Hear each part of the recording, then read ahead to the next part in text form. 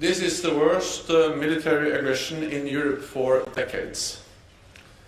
With cities under siege, schools, hospitals and residential buildings shelled, reckless actions around a nuclear power plant last night, and many civilians killed or wounded. The days to come are likely to be worse, with more death, more suffering, and more destruction. As the Russian armed forces bring in heavier weaponry and continue their attacks across the country. At our meeting today, Ukrainian Foreign Minister Kuleba addressed his NATO counterparts, and allies expressed their solidarity and deep respect for the courage of the Ukrainian people and armed forces. We had warned for many months that President Putin was intent on invading Ukraine. That is why NATO allies made tireless efforts to find a diplomatic solution. At the same time, we made clear that Russia would pay a very high price for renewed aggression against Ukraine. Russia is paying that price now. This is President Putin's war, one he has chosen, planned, and is waging against a peaceful country. We call on President Putin to stop this war immediately, withdraw all his forces from Ukraine without conditions, and engage in genuine diplomacy now. NATO allies have stepped up support for Ukraine, helping to uphold the country's right of self-defense as enshrined in the UN Charter. Today, ministers addressed our immediate response to the crisis and the longer-term implications for Euro-Atlantic security. We have already strengthened our deterrence and defense on land, in the air and at sea. Allies from North America and Europe have sent thousands more troops to the eastern part of the alliance. We are deploying the NATO response force for the first time, and we have over 130 jets at high alert and over 200 ships from the high north to the Mediterranean. We will continue to do what it takes to protect and defend every inch of NATO territory. NATO is a defensive alliance. Our core task is to keep our 30 nations safe. We are not part of this conflict, and we have a responsibility to ensure it does not escalate and spread beyond Ukraine, because that would be even more devastating and more dangerous, with even more human suffering. NATO is not seeking a war with Russia. The Kremlin's ambition is to recreate a sphere of influence and deny other countries the right to choose their own path. So ministers discussed the need to support partners who may be at risk, including Georgia and Bosnia-Herzegovina. Russia's aggression has created a new normal for our security, where fundamental principles are contested through the use of force, and we face the threat of conflict for years to come. There is much at stake: how we organize relations between states, whether democracy or authoritarianism prevails, and ultimately what sort of world we want to live in. Ministers agreed that NATO's relationship with Russia has fundamentally changed for the longer term, but we remain committed to keeping channels for diplomacy and deconfliction open, to avoid any unintended escalation, misunderstanding, or miscalculation. There is one lesson we can already draw from this crisis. To keep our nation safe, we need North America and Europe standing together in NATO in strategic solidarity. At this dangerous moment, no country and no continent can go it alone. President Putin has failed to divide us. NATO is more united, more determined, and stronger than ever. We're also working closer with like-minded partners. Today we were joined by the European Union, as well as Finland and Sweden. In response to Russia's aggression, we have decided to strengthen our coordination and information sharing with Finland and Sweden. Both countries are now taking part in all NATO consultations about the crisis. And this afternoon, I will join a meeting of EU foreign ministers to address the crisis and our response. And with that, I'm ready to take your questions. Okay, we'll go to BBC, the back. Thank you. I'm James Landau, BBC. Can you tell us a little bit more about what sort of options were considered about helping countries like Georgia and Bosnia? Secondly, can you tell us a little bit more about whether NATO allies discussed what more military support could be provided for Ukraine? And thirdly, was the issue of no-fly zones even discussed at this morning's meetings? Thank you. NATO has provided support, and NATO allies have provided support to Georgia, to Bosnia and Herzegovina and other partners for many years. We helped them with capacity building, reforms, strengthening their defense and security institutions. We also have a training center in Georgia. We also have common exercises.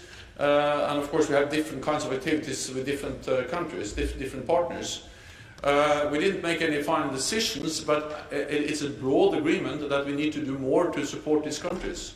And this is partly about scaling up things we already do on strengthening the defense and the security institutions, reforms, training, but also potentially adding more activities in support of these countries. Because what you have seen with Ukraine is that they may be at risk, exposed for even more intervention, subversion, and potentially even attacks by the Russian armed forces of the Russian Federation.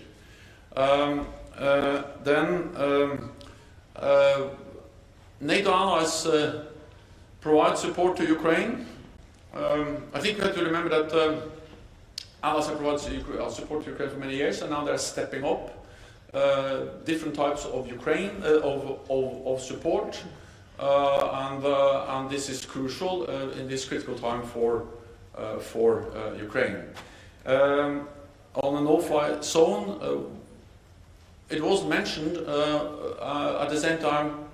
Allies agree that we should not have NATO planes operating over Ukrainian airspace or NATO troops on Ukrainian territory.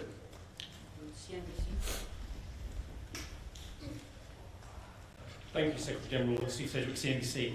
Is there any evidence that the support that NATO and its allies have been pouring into Ukraine so far is going to change the tide of battle? Although the Russian advance has slowed in some places, it is still advancing. Is there anything that NATO is doing that actually could possibly turn the tide in the battle in Ukraine?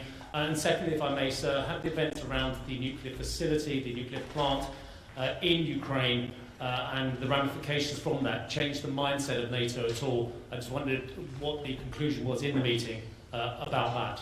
Thank you. The reckless actions around the nuclear power plant last night just highlights the danger of this war. War is dangerous, and to have military operations, conflict, fighting going around the nuclear power plant adds to the danger. This just makes it even more important that President Putin end his war and withdraw all Russian troops from Ukraine and engage in diplomatic efforts in good faith. So that was the message from ministers today, and it's just underpinned by the potential danger of also a nuclear disaster related to this war, or as part of this war. Your First point was about, is there anything about the military No. ammunition supplies that are going into Ukraine? Is that changing the battle at all? Is it likely to? Yeah. What we're seeing is that President Putin totally underestimated the strength of the Ukrainian armed forces. And they have been able to push back, to fight back, and to slow down the Russian advances. And this is first and foremost a result of the courage of the Ukrainian armed forces, and also the support and the courage of the Ukrainian people and the leadership, President Zelensky, which has really strengthened the morale of the Ukrainian armed forces and the Ukrainian people. We have helped them because NATO allies have trained and equipped the Ukrainian armed forces for many years. We started in 2014, and the NATO allies, especially the United States, the United Kingdom, Canada, but also Turkey have provided equipment, military aid, and we have trained tens of thousands of Ukrainian forces. And they are now on the front line. So this support has proven to be crucial for the strength of the Ukrainian army. And we are now stepping up support with more supplies. And I think also we have to realize that compared to where the Ukrainian army was in 2014, the training NATO allies have provided, the equipment NATO allies have provided since 2014 has made the Ukrainian army much better trained, much better equipped, much better commanded, and much stronger. And this is the reason why they are able to push back the way they are able to do. Okay. Go to Interfax Ukraine.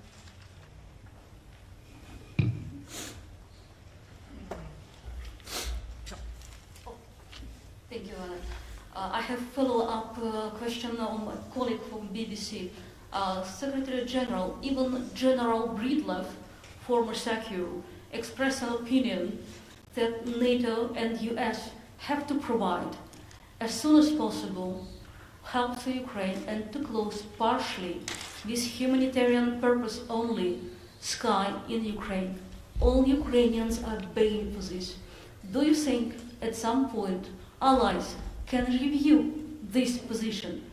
How long it will take, and will be enough of Ukraine to be destroyed by Putin? Thank you. What is taking place in Ukraine now is horrific. It's painful, and we see human suffering, we see destruction at a scale we haven't seen in Europe since the Second World War.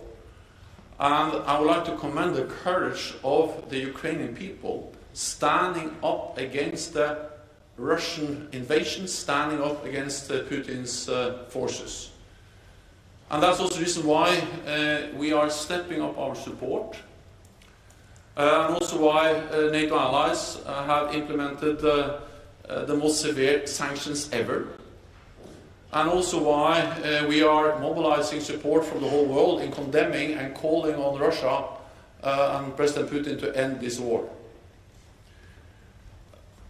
At the same time, we have a responsibility as NATO allies to prevent this war from escalating beyond Ukraine, because that will be even more dangerous, more devastating, and will cause even more human suffering.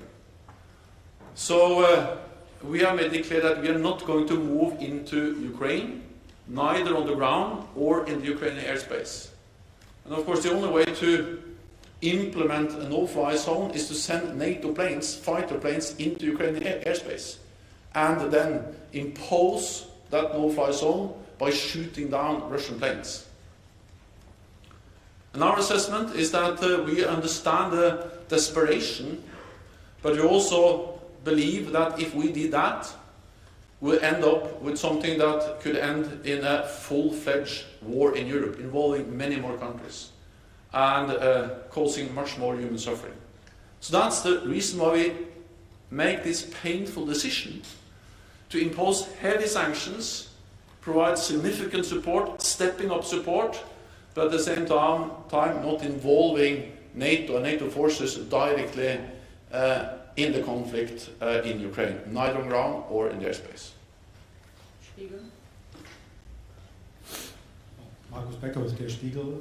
Mr. Secretary General, you said that the aim is to make Mr. Putin withdraw his troops unconditionally. So what if he doesn't comply? Is there any other off-ramp for him? You can think of any opening for negotiations, and if the sanctions don't make him back down, is there a plan B or even an exit strategy for this?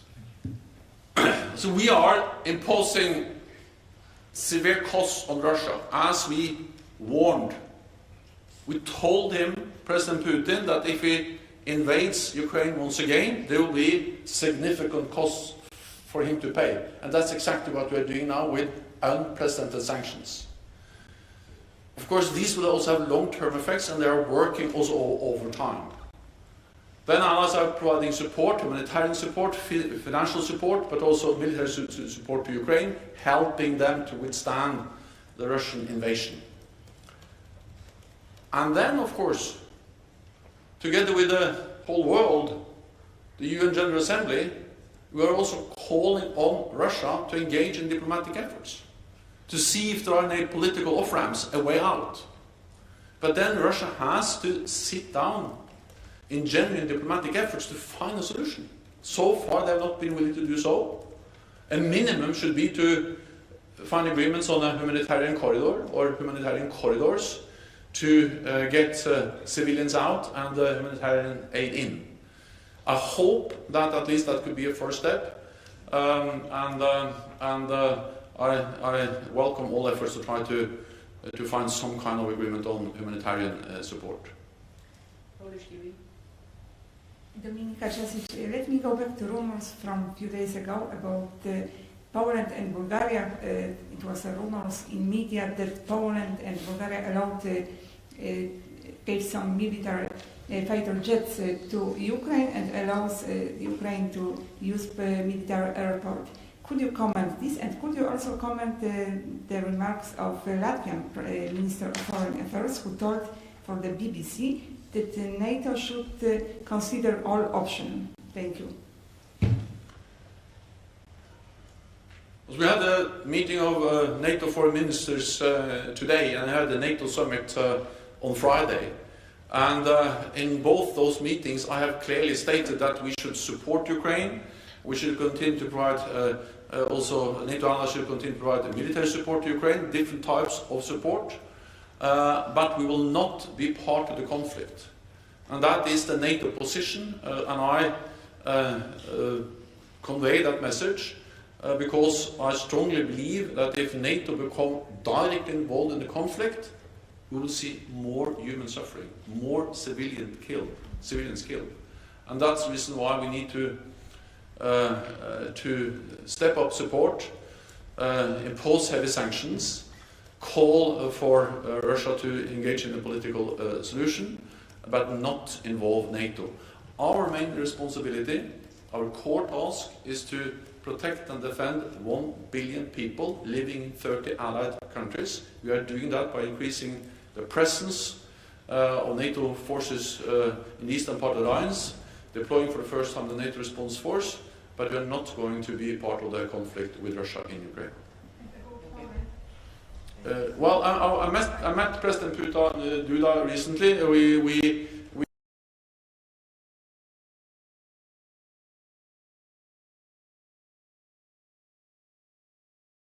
some of the recent deployments permanent? We need to distinguish between NATO's immediate response and longer-term adaptation of our posture in the eastern part of the alliance.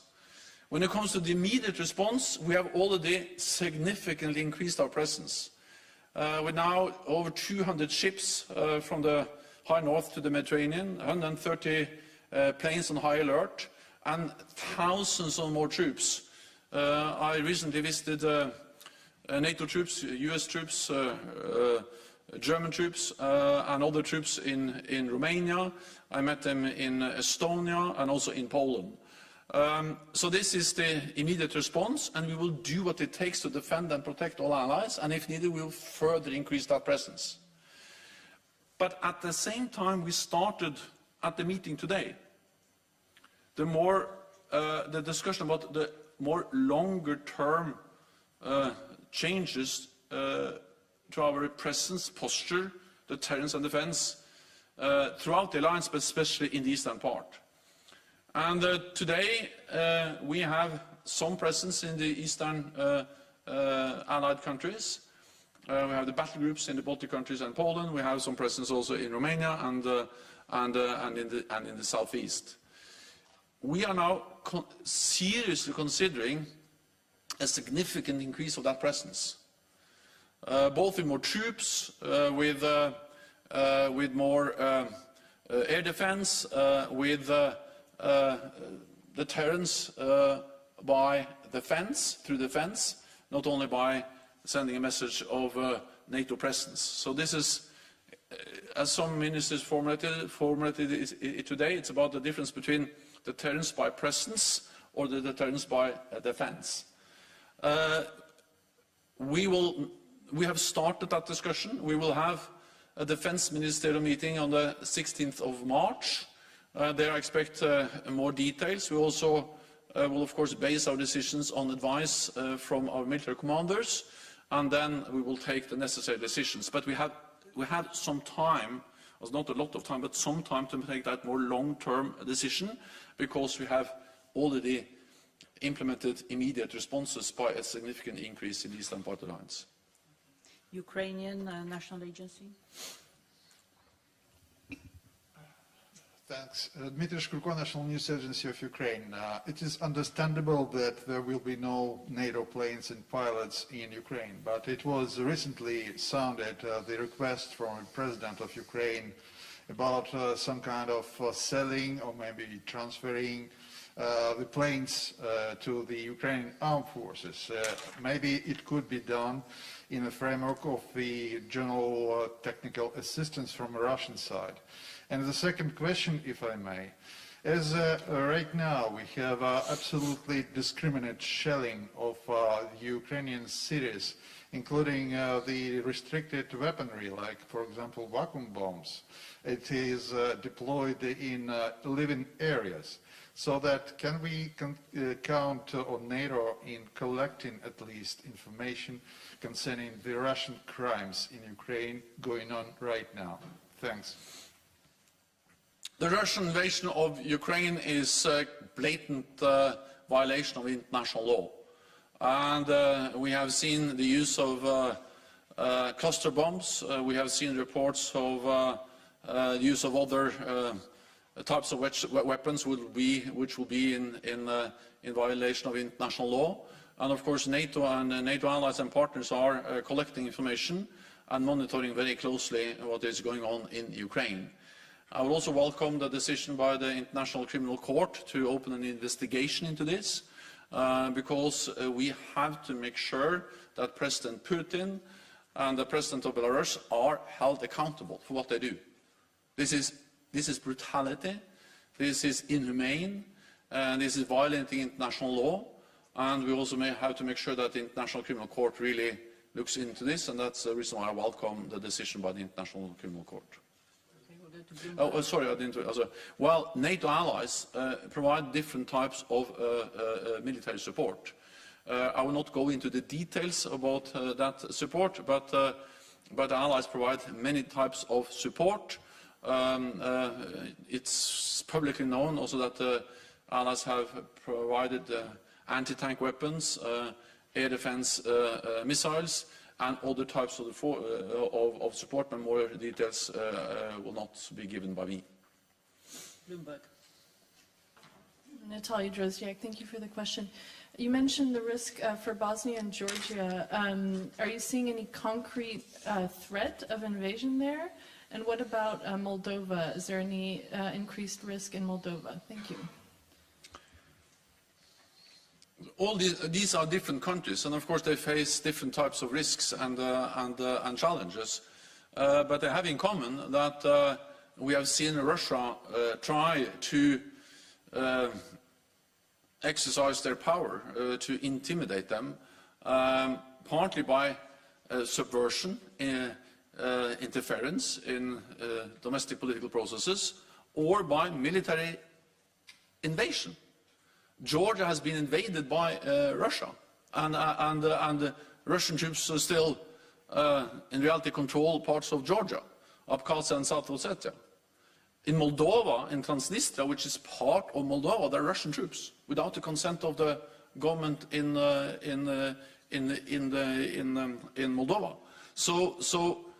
And then in Bosnia and Herzegovina, we see a very fragile and unstable situation with inflammatory rhetoric and serious challenges to the unity of that state.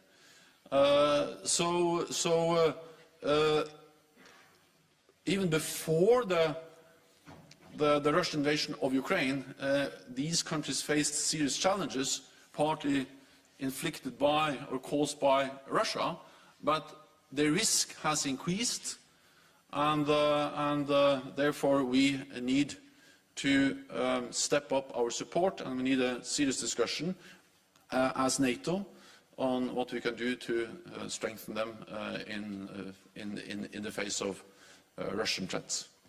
We'll take one question online from lenta.ru.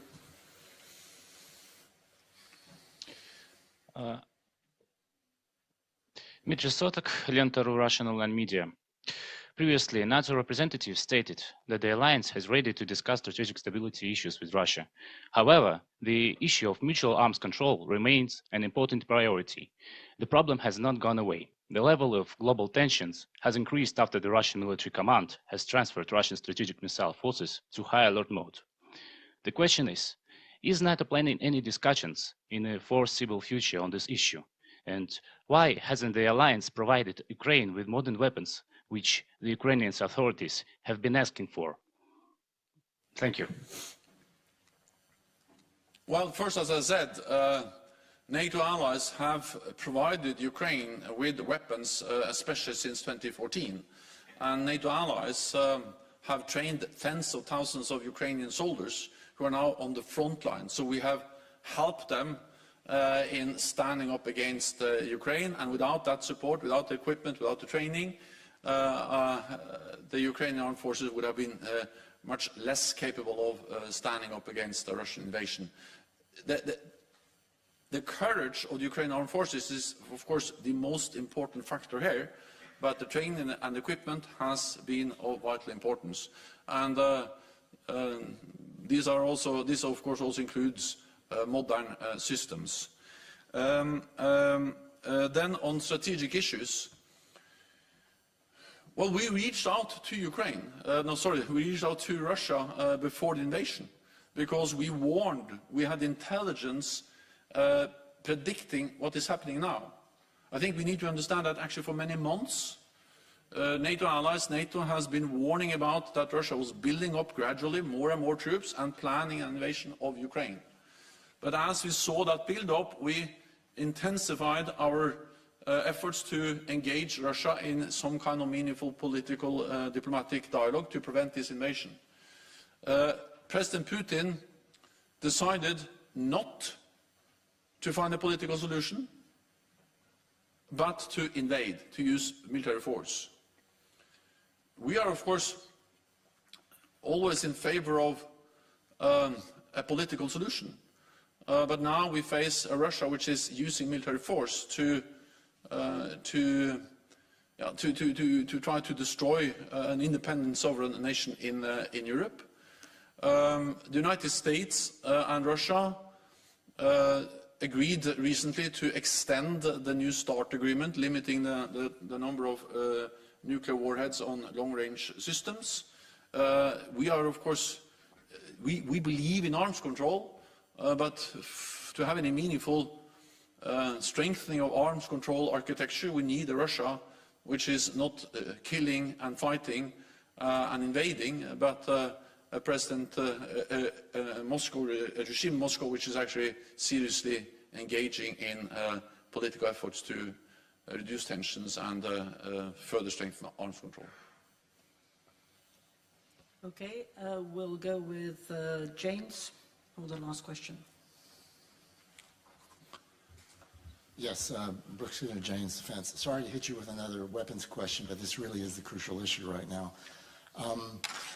As you know, the EU is sending financing $500 million, and Poland's the coordinator, which makes me wonder, considering that this new rogue state could attack any country now, my question to you, should NATO create a new permanent structure, or at least designate the allies on a permanent rotating basis to coordinate bilateral weapons transfers from the allies to anticipate the next crisis? Thanks. I don't mean the trust funds, and I don't mean ad hoc consultations during ministerial, but something permanent. Thank you. So we should always have an open mind to what kind of structures we should have to support partners and countries at risk. At the same time, I think we need a pragmatic approach. And what we have seen over the last years, for instance, in Ukraine, is that NATO provided some types of support. We had an office in Kiev. We were focused on modernizing the defense and security institutions, command and control, logistics, cyber, and also we helped them with some naval capabilities. So NATO as an institution provided important help to Ukraine over many years, and we still do. But then, on top of that, individual allies provided more of the lethal aid, more of the military training. And again, I don't think actually it is so important exactly how we organize this, as long as the country in need receives the support and help they need. And over the years since 2014, there are many, many thousands of Ukrainian troops, forces, which are trained at the top level by NATO trainers, special operation forces. And they have advanced equipment, and they know how to use it. We help them with cyber defense, with command and control communications. So it is this combination of something we do as an alliance with the NATO structures, something we do consulting each other, but it's provided bilaterally from NATO allied countries. And it has been especially the United States, the United Kingdom, and Canada, who has provided most of the equipment and most of all the training.